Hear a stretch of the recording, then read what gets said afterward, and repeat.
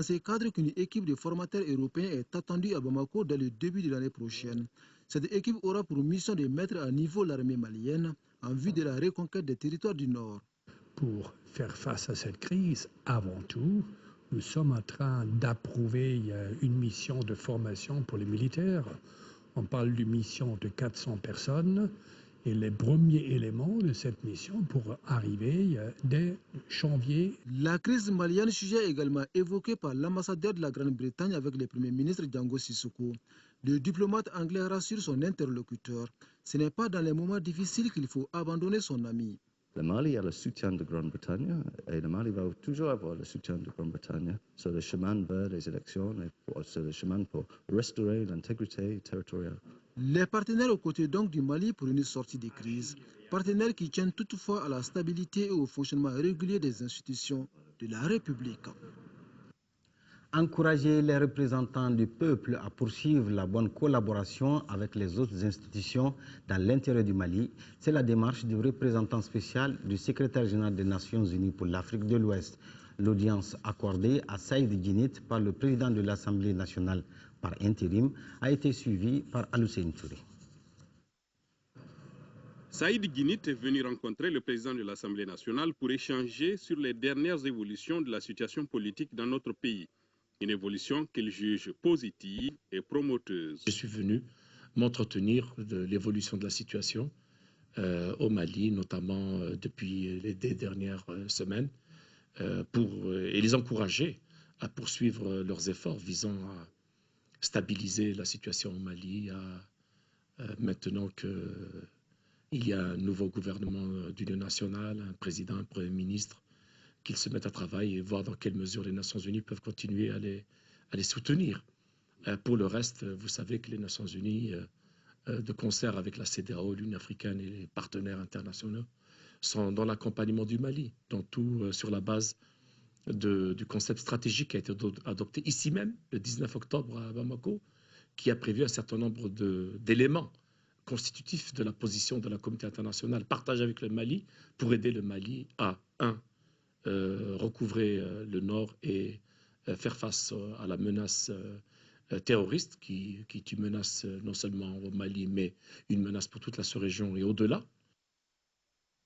L'atelier d'échange sur les préparatifs des prochaines élections au Mali ont démarré ici à Bamako, organisé par la Fondation Centre malien pour le dialogue interparti et la démocratie. Cet atelier vise, entre autres, à contribuer à l'édification d'un environnement favorable à l'organisation d'élections transparentes, paisibles et crédibles.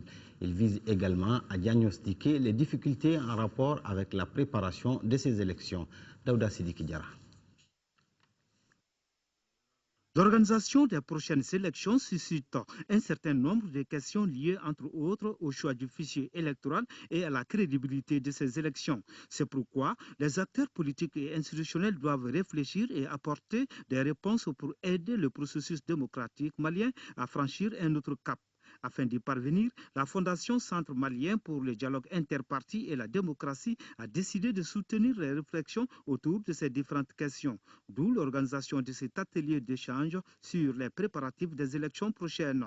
La perspective des prochaines élections, qui constitue une étape importante du processus démocratique malien, offre l'opportunité à la Fondation CEMDIT d'initier et d'animer un cadre de débat pour contribuer à l'émergence d'un environnement favorable, garant de l'organisation d'élections crédibles et apaisées. Ces échanges d'idées doivent permettre aux différents acteurs de poser des actes utiles pour une meilleure organisation d'élections libres, transparentes et apaisées au Mali. Pour le département de l'administration territoriale, il reste constant que la préparation des élections doit s'opérer en même temps que la recherche des voies et moyens pour le recouvrement de l'intégrité territoriale du pays. C'est pour cette raison que nous travaillons pour que les conditions techniques et matérielles soient réunies au moment opportun afin que notre pays organise des élections crédibles. À l'issue électorale. Les participants ont recommandé, entre autres, que la préparation des élections prochaines se tienne concomitamment avec la reconquête des zones occupées, que les fichiers biométriques soient retenus pour les élections à venir et que le gouvernement s'emploie à proposer dans les meilleurs délais un chronogramme des élections.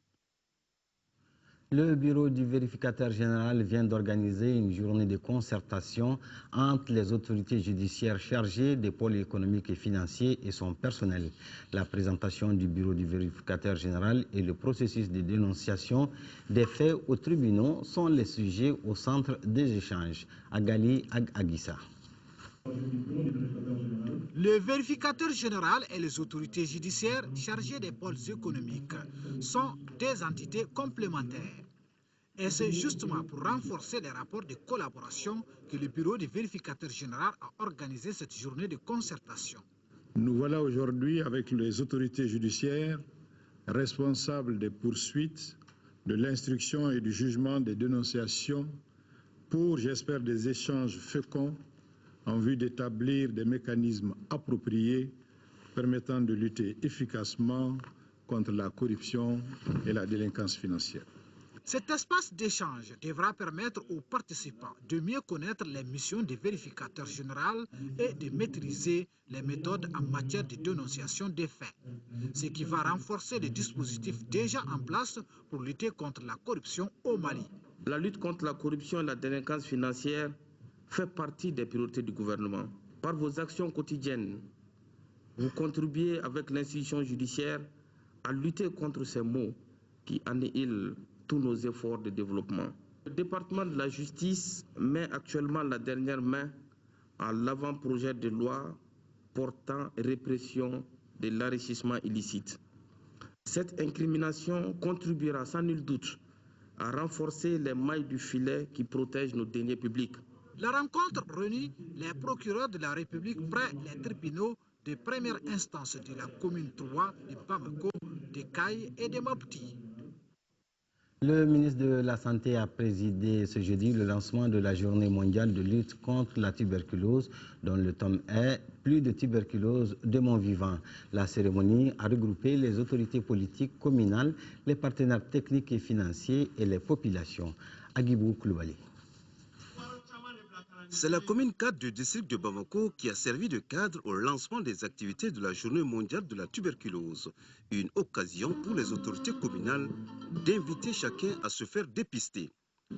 La journée mondiale de lutte contre la tuberculose nous offre l'heureuse occasion de lancer un appel solennel à l'ensemble de nos compatriotes pour que le dépistage que nous appelons tous de nos voeux soit systématique. Cette journée a été l'occasion pour les responsables et partenaires de la santé de faire le bilan critique des activités de lutte menées au cours de l'année. Il faut que les leaders politiques donnent à la lutte l'importance qu'elle mérite au vu du désastre qu'elle cause en termes de décès, de souffrances humaines et d'impact économique. Dans le monde, la tuberculose est responsable de 26% des décès évitables chez les sujets de 15 à 59 ans, avec plus de 2 millions de décès par an.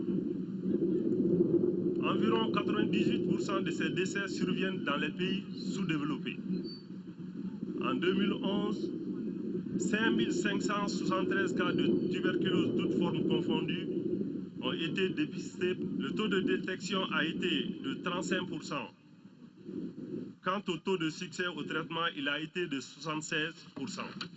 Selon le représentant de l'OMS au Mali, les autorités nationales doivent renforcer l'initiative de prévention et de contrôle de la tuberculose. Je lance un appel aux États membres et aux partenaires pour qu'ils aient des ressources suffisantes à la lutte anti-tuberculose et deviennent le porte-étendard de la promotion de l'accès universel à des services de prévention et de prise en charge de la tuberculose. Pour lier l'utile à l'agréable, la troupe Diguia Orchestra a émerveillé le public par des chansons sur l'importance de la fréquentation des centres de santé. Assemblée générale du groupement professionnel des agences de communication du Mali, occasion pour les membres du bureau de faire le bilan des activités réalisées et de se projeter sur l'avenir avec pour objectif de promouvoir et de protéger les intérêts de ses membres. Un reportage de Tchemogo Sagara. Au cours de cette assemblée générale, le bureau du groupement professionnel des agences de communication GEPAC a présenté son rapport d'activité 2011-2012 et ses activités en instance. Ces activités ont pour nom l'exécution du plan de communication, le projet d'accord de partenariat avec l'ORTM, l'établissement d'une charte de bonne conduite et la réalisation d'un sondage sur les médias au Mali. L'organisation d'une journée de communication et le régime de la publicité figurent en bonne place dans la gamme des activités en instance. Vous savez que la communication est gérée par des lois datant de 1980 et qui sont des lois qui sont totalement désuètes. Donc si on a un bon soubassement, je suis convaincu qu'avec le contexte économique qui va évoluer, avec les exigences des différents clients que nous aurons, chaque agence va s'agrandir au bonheur de l'économie nationale. De 2011 à nos jours, le GEPAC a organisé une conférence de presse sur le projet de loi fixant le régime juridique de la publicité, le festival Onde de Liberté, où le GEPAC a élaboré des tissus du festival, la bande-annonce et les stands. Le groupement a obtenu la suppression de la TVA. Face à la crise au nord du Mali, le GEPAC a contribué à hauteur de 4 200 000 francs CFA à l'armée malienne. Il a également élaboré un document sur la stratégie de communication pour une cohésion sociale au Mali. Le groupement professionnel des agences de communication du Mali est né en 2010 et compte aujourd'hui 52 agences. Son but est de promouvoir et protéger les intérêts de ses membres vis-à-vis des pouvoirs publics et des organisations diverses à caractère officiel, privé ou syndical.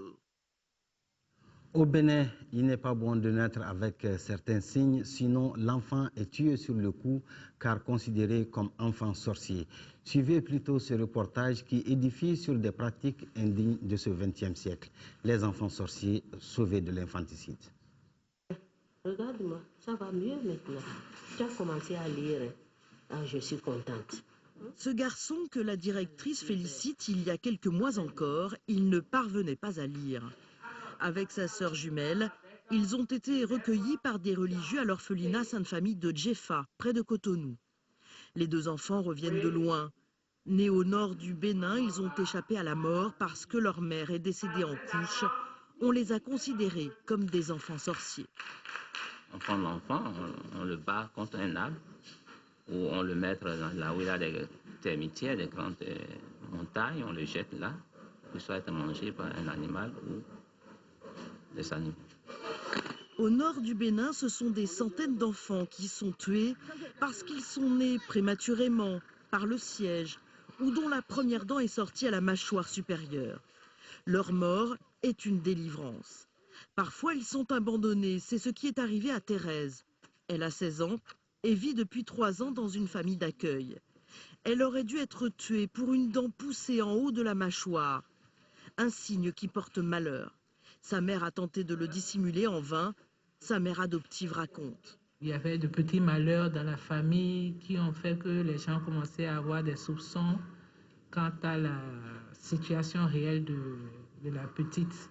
Et il s'en est suivi que le papa voulait quand même qu'on l'élimine. Il a essayé de l'empoisonner et finalement, je crois qu'on l'a éloigné vers sa grand-mère et les frères capucins l'ont recueilli là-bas. Un autre rescapé fera 500 km ce jour-là pour venir nous rencontrer et témoigner. Considéré comme un enfant sorcier, il a été sauvé par son grand-père, à l'époque chef de canton, qui refusait de cautionner ces rituels. Aujourd'hui, à 70 ans, il consacre sa vie à empêcher les infanticides. Dans le sud, c'est rare. Non, il n'y en a pas. C'est un crime. Je ne vois pas en quoi quelqu'un est sorcier. Je ne vois pas. Ça n'a pas de sens pour moi, madame. Ça n'a pas de sens. Ça n'a pas de sens. Et tout ça là, c'est l'ignorance ou plutôt la jalousie entre les coépouses qui peuvent fabriquer ça depuis de longtemps. Un espoir pour les enfants dits sorciers. Aujourd'hui, les langues se délient. Le sujet n'est plus tabou.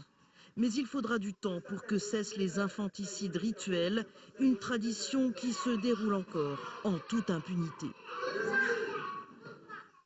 Fin de cette édition. Merci de l'avoir suivi. Prochain rendez-vous d'info, 18h et 20h avec Ndeye Sissoko. Une pensée profonde pour nos compatriotes du Nord et que Dieu bénisse le Mali. Amen.